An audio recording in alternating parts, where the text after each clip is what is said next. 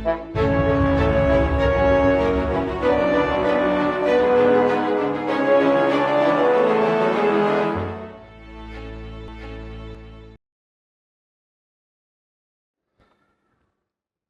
የተወደዳችሁ በዓለም ዙሪያ የምትገኙ የእግዚአብሔር ወገኖች እንደምን አላችሁ? እንደገና በሰላም ያገናኘን እግዚአብሔር ስሙ ብሩክ ይሁን። የዛሬ ሳምንት ከዚህ ሩብ ዓመት ሰንበት ትምህርት አምስተኛውን አብረን አይተን ነበር። ዛሬ ደግሞ የስድስተኛውን ትምህርት ማጠቃለያ ይዤላችሁ ቀርቤያለሁ። ይህንን የምትከታተሉ በቃሉ እንደምትባረኩበት ተስፋ አደርጋለሁ። የዛሬ ሰንበት ትምህርት ርዕስ መስዋዕትን ማስተዋል የሚል ሲሆን የመታሰቢያ ጥቅሱ የሚገኘው በራእይ 5:9 እንዲህ ይላል፣ መጽሐፉን ትወስድ ዘንድ ማኅተሞቹንም ትፈታ ዘንድ ይገባሃል፣ ታርደሃልና ይላል። ጸሎት እናደርጋለን። በሰማይ የምትኖር አባታችን እናመሰግናለን። ይህንን የቃልህን ምስጢር በየጊዜው በተለያየ ሁኔታ ስለምታስተምረን ክብር ላንተ ይሁን። ያስተማርከንን በመተግበር ለክብርህ እንድንኖር አንተ እርዳን። በዚህን ሰዓት ደግሞ አንተ በመንፈስ ቅዱስ እንድታስረዳን ቃልህን እንድትተረጉም በኢየሱስ ክርስቶስ ስም እለምንሃለሁ። መተላለፋችንን ሁሉ ይቅር ብለህ ለመንግስት አብቃን። በጌታ በኢየሱስ ክርስቶስ ሕያው ስም አሜን። ወደ ዛሬው ዝርዝር ሐሳቦች ከመግባታችን በፊት ከዛሬ ሳምንቱ ጥቂቱን ላስታውሳችሁ። የዛሬ ሳምንት ህዝቦች ክፍል 2 የሚለውን በሶስት ዋና ክፍሎች አይተን ነበር። በአንደኛው የመልካም እና የክፉ ዕውቀት ከሚለው ስር ሔዋን እንደ እግዚአብሔር ለማወቅ ፍላጎት ቢኖራትም እግዚአብሔር ግን ከሁለቱ ጥንዶች ይህንን ዕውቀት ከልሎ ልክ እንደ ሕፃናት ሊያስተምራቸው ፈለገ። እነርሱ ግን ከልምዳቸው ችግር መማር እንደጀመሩና ምንም ፋይዳ የሌለው ህይወት እንደኖሩ ነበር ያየነው።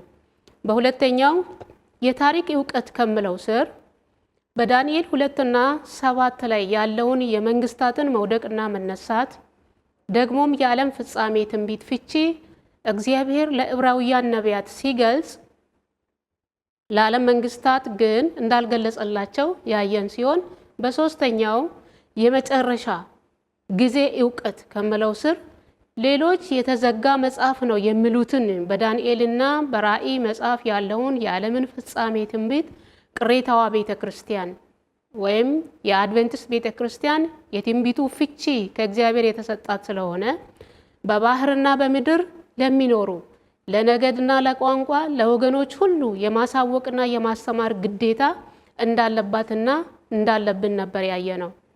ወደ ዛሬው ትምህርታችን ስናልፍ መስዋዕትን ማስተዋል የሚለውን ርዕስ በሁለት ዋና ክፍሎች የምናየው ይሆናል። አንደኛው የመስዋዕቶች ትርጉም፣ ሁለተኛው ኢየሱስ የእግዚአብሔር በግ የሚሉ ሲሆኑ ተራ በተራ እናያቸዋለን። የመስዋዕቶች ትርጉም፣ የሚያስደስቱ መስዋዕቶች፣ የማያስደስቱና የሚያስደስቱ መስዋዕቶች። እግዚአብሔር የእንስሳትን መስዋዕት ልክ እንደ አምልኮ ያቋቋመ ቢሆንም እርሱ እንዲህ አይነቱን መስዋዕት በቂ ነበር በማለት ለጊዜው ርቆ ሄደ ይላል። ይህንን ስል ኢየሱስ ራሱ መጥቶ መስዋዕት እስከሚሆን ጥላ ሆኖ ለማገልገል ለጊዜው በቂ እንደነበር የሚያስረዳ ነው። ኢሳይያስ 1:11 እንዲህ ይላል፣ የመስዋዕታችሁ ብዛት ለኔ ምን ይጠቅማል ይላል እግዚአብሔር። የሚቃጠለውን የአውራ በግ መስዋዕትንና የፍሪዳን ስብ ጠግቤያለሁ። የበሬና የበግ ጠቦት ነውር የሌለበት የፍየል ደም ደስ አያሰኙም። እግዚአብሔር የሚቃጠለውን የአውራ በግ መስዋዕትንና የፍሪዳን ስብ ጠግቤያለሁ ይላል። የበሬና የበግ ጠቦት የአውራው ፍየልም ደም ደስ አያሰኘኝም። ነገር ግን ከዚያ በኋላ ወዲያው እርሱ የሚበላ የሚቃጠል መስዋዕታችሁንና ሌላ መስዋዕታችሁን በመሰዊያው ላይ እቀበላችኋለሁ ይላል። ኢሳይያስ 56:7 ላይ ደግሞ ወደ ተቀደሰ ተራራዬ አመጣቸዋለሁ፣ በጸሎቴም ቤት ደስ አሰኛቸዋለሁ። ቤቴ ለአሕዛብ ሁሉ የሚሆን የጸሎት ቤት ይባላልና የሚቃጠለውን መስዋዕታቸውንና ሌላ መስዋዕታቸውንም በመሰዊያ ላይ እቀበላለሁ አለ። መስዋዕቶቹ እግዚአብሔርን ያስደስቱ ነበር ወይስ አያስደስቱም ነበር?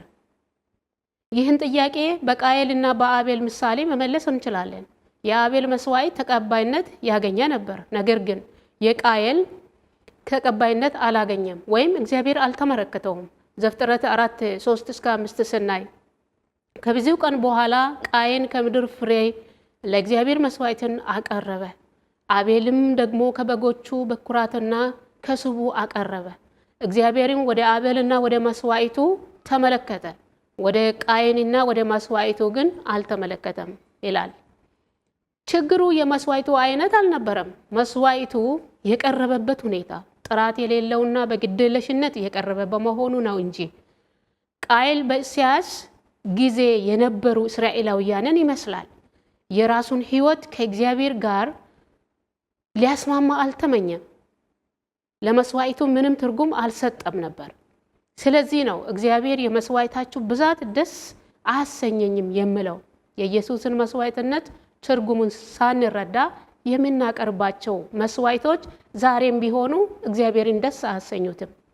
አቤል ግን በሌላው ጎን የራሱን ኃጢአተኝነት በመረዳት በጉ ኢየሱስን እንደሚወክል ተገንዝቦ ነበር ያቀረበው። ሌላው የቤተ መቅደስ መስዋዕት የኃጢአት ደሞዝ ሞት ነው። ሮሜ 6:23 ነገር ግን የእንስሳት ሞት የኔ የኃጢአት መቀጫ ነውን? አይደለም፣ እኔ የሚሞተው የኃጢአቴ ዋጋ ስለሆነ ነው። ስለዚህ የእንስሳት መስዋዕት ደግሞ ለምን የእኛን ኃጢአት ማስወገድ አልቻሉም? ዕብራውያን 10:3-4 ስናነብ እንዲህ ይላል፣ የኮርማዎችና የፍየሎች ደም ኃጢአትን እንዲያስወግዱ የማይቻል ነውና እስከ ኢየሱስ ለኃጢአተኛው ዓለም በጭካኔና ትክክለኛ ባልሆነ እስኪሞት ድረስ እያንዳንዱ እንስሳ የሚሰዋው የኢየሱስ የምትክ ሞት ምሳሌ ነበር። ኢየሱስ የሞተው በእኛ ምትክ ለኃጢአታችን ነው። እስከ መስቀል እነዚህ መስዋዕቶች እንደ አነስተኛ ትንሽ ትንቢቶች አስፈላጊ ነበሩ። ለኃጢአተኞች ሊሞት ስለነበረው የእግዚአብሔር በግ በእምነት ይቅርታ ያገኙ ነበሩ ሰዎች። ከኢየሱስ ሞት በኋላ ግን መጋረጃው ሲቀደድ እነዚያ መስዋዕቶች ትርጉም አልነበራቸውም። አሁን የኛ ኃጢአት በሞተው በእግዚአብሔር በግ ይቅር ተብሎልናል። ክብር ለእግዚአብሔር ይሁን። የፋሲካው በግ በመጀመሪያ ፋሲካ በግብፅ ምድር በሮች በመስዋዕቱ ጠቦት ደም ተቀብተዋል።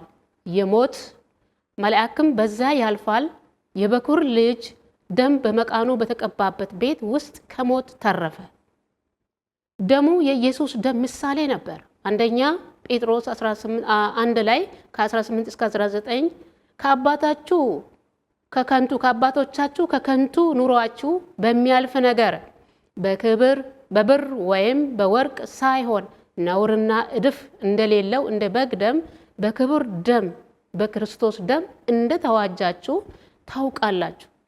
የፋሲካ በዓል ስርዓቶች በየዓመቱ ይከበራሉ። እነዚያ የሚያስታውሱን የኢየሱስን ሞት ነው።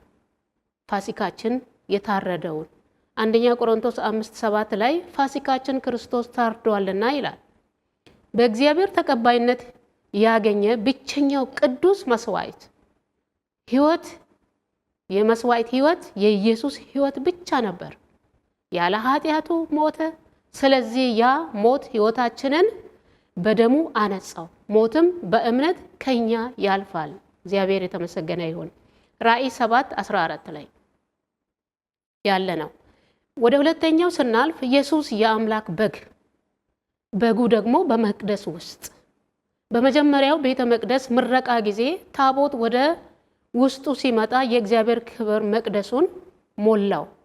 አንደኛ ነገሥት 8:5-10 ያለውን ስናነብ ከባቢሎን በብዛት ከተመለሱ በኋላ ሁለተኛ መቅደስ ተሰራ።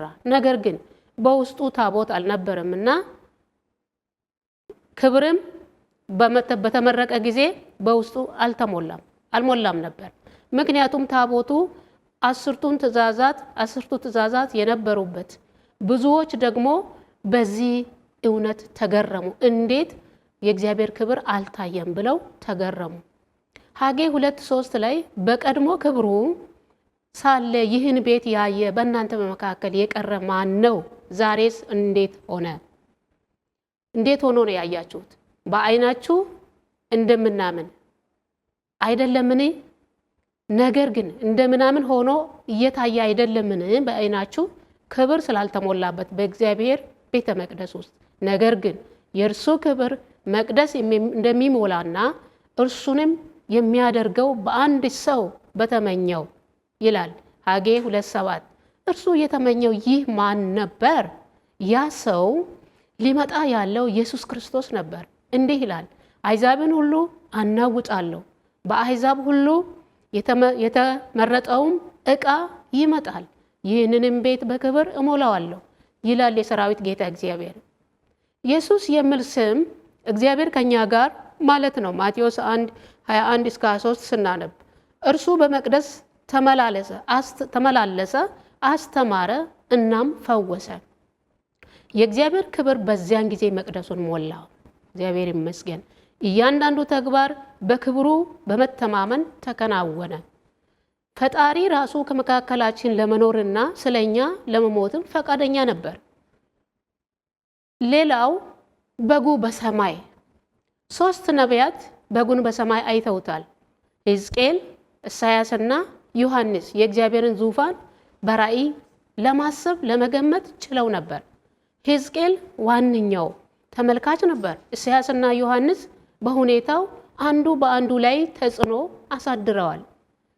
አንደኛ መላእክት ቅዱስ ቅዱስ ቅዱስ እያሉ ሲያመሰግኑት አይተዋል። ኢሳያስ 6:1-3 እንዲህ ይላል፣ ንጉሡ ዖዝያ በሞተበት ዓመት እግዚአብሔርን በረጅምና ከፍ ባለ ዙፋን ላይ ተቀምጦ አየሁት። የልብሱም ዘርፍ መቅደሱን ሞልቶ ነበር። ሱራፌልም ከእርሱ በላይ ቆመው ነበር። ለእያንዳንዱም 6 ክንፍ ነበረው። በሁለቱም ፊቱን ይሸፍናል፣ በሁለቱም እግሮቹን ይሸፍን ነበር፣ በሁለቱም ክንፍ ይበር ነበር።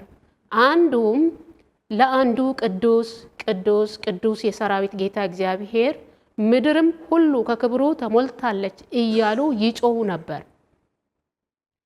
ራእይ 4:8ንም ሄደን በምናይበት ጊዜ ተመሳሳይ ነገር እዛ እናገኛለን። ሁለተኛው ኢሳያስ ግን ለዚህ ብቁ አለመሆኑ ተሰምቶት ነበር። ዮሐንስም ማንም የሚችል ባለመኖሩ አለቀሰ ይላል ራእይ 5:4 ላይ። መጽሐፉን ሊዘረጋ ወይም ሊመለከተው የሚገባ ማንም አልተገኘም፣ ስላልተገኘ እጅግ አለቀሱ ይላል። ኢሳያስም 6:5 ላይ እንዲህ ይላል፣ እኔም ከንፈሮቼ የረከሱብኝ ሰው በመሆኔ ከንፈሮቻቸው በረከሱባቸው ሕዝብ መካከል በመቀመጤ ዓይኖቼ የሰራዊትን ጌታ ንጉሡን እግዚአብሔርን ስላዩ ጠፍቻለሁና ወዮልኝ አለ። እንግዲህ እነሱ ያዩትን አይተናል። 3ቱም በቤተ መቅደስ ውስጥ ያለውን የበጉን ሁኔታ አይተዋል። 3ኛው የኢሳያስ ኃጢአት ተሰረየለት። ኢሳያስ 6:6-7 ከሱራፌሉም አንዱ እየበረረ ወደ እኔ መጣ፣ በእጁም ከመሠዊያው በጉጠት የወሰደውን ፊም ነበረው። አፌን ዳሰሰበትና እነሆ ይህ ከንፈሮችን ነክቷል፣ በደልህም ካንተ ተወገደ፣ ኃጢአትህም ተሰረየለ አለኝ። እንዲሁም ዮሐንስ ለኃጢአት የታረደውን በግ እንደተመለከተ ራእይ 5:6 በዙፋኑ እና በአራቱ እንስሶች መካከልም እንደ ታረደ በግ ቆሞ አየሁ። 7 ቀንዶችና 7 ዓይኖች ነበሩት። እነርሱም ወደ ምድር ሁሉ የተላኩ የእግዚአብሔር መናፍስት ናቸው። የኛ አለመቻል ለበጉ ማዕረግ ወይም ክብር ጨመረለት። በመታረዱ ኢየሱስ 2 ነገሮችን ለኛ አሳየን። አንደኛ እግዚአብሔር ራሱን መስዋዕት እስከ ማድረግ ድረስ እኛን እንደወደደን አሳየ። ሁለተኛው የኛን ኃጢአተኝነት ሁኔታ እጅግ ተስፋ አስቆራጭ፣ ይኸውም በመስቀል አማካይነት ብቻ መዳን የሚቻልበት መሆኑን ግልጽ አድርጎ አሳየን። የዛሬውን ትምህርት መስዋዕትን ማስተዋል የሚለውን ርዕስ በሁለት ዋና ዋና ክፍሎች አይተን ነበር። በአንደኛው የመስዋዕቱ ትርጉም ከመለው ስር ኢየሱስ በመስቀል ላይ ከመሞቱ በፊት የነበረው የመስዋዕት ስርዓት ለኃጢአት መስዋዕት ጠዋትና ማታ እንስሳት ይታረዱ እንደነበርና ያም የሚያሳየው ወደፊት ስለኛ ኃጢአት ሊሞት ያለውን የኢየሱስን መስዋዕትነት የሚያሳይ ጥላ እንደነበረ አይተናል። በሁለተኛው የአምላክ በግ ከመለው ስር እስራኤላውያን ከባቢሎን በተመለሱ ጊዜ ሁለተኛውን ቤተ መቅደስ ሰርተው የነበረ ሲሆን ቤተ መቅደሱ በእግዚአብሔር ክብር አለመሞላቱ አስገራሚ ሆኖ ነበር። ነገር ግን ኢየሱስ ክርስቶስ መጥቶ በቤተ መቅደስ ሲያስተምርና ሲፈውስ ቤተ መቅደሱ በክብር እንደተሞላና ሌሎችንም ዝርዝር ሐሳቦችን በሰፊው አይተናል። እንግዲህ የዛሬውን ትምህርት በዚህ ስናበቃ እስካሁን ከኛ ጋር በመሆን ያስተማረን እግዚአብሔር ስሙ ብሩክ ይሁን። ስትከታተሉ የነበራችሁ በቃሉ እንደተባረካችሁ አምናለሁ። በሚቀጥለው ጊዜ በሌላው ርዕስ እስከምንገናኝ ድረስ የጌታ ጸጋ ከሁላችን ጋር ይሁን። አሜን። በጸሎት እንዘጋለን። እጅግ ትልቅ የሆነውን ምስጢር ልትገልጽልን ፈቃደኛ ስለሆንክና ስላስተማርከን አባት ሆይ እናመሰግናለን።